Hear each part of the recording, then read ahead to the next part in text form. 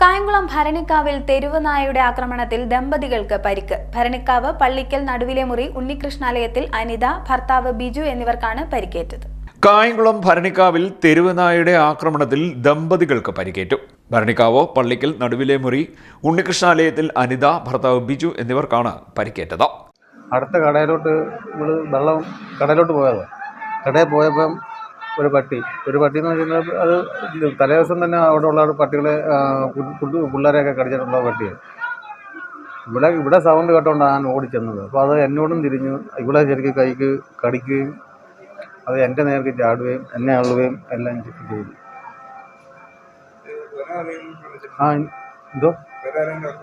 ഇന്നലെ ഒരു കൊച്ചു കുഞ്ഞിൻ്റെ പെടലയും മൂക്കും എല്ലാം മുഖമെല്ലാം കടിച്ചു പറിച്ച ആ പട്ടിയാണ്.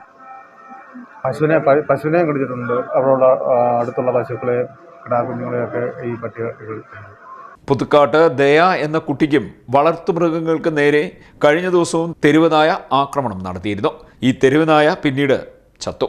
ആക്രമണത്തിൽ പള്ളിക്കൽ നടുവിലെ മുറി മുരളീധരൻ ഉണ്ണിത്താൻ എന്നയാൾക്കും പരിക്കേറ്റിട്ടുണ്ട്. പരിക്കേറ്റവർ കായംകുളം താലൂക്ക് ആശുപത്രിയിൽ ചികിത്സ തേടി. CDNet news, Kayamkulam.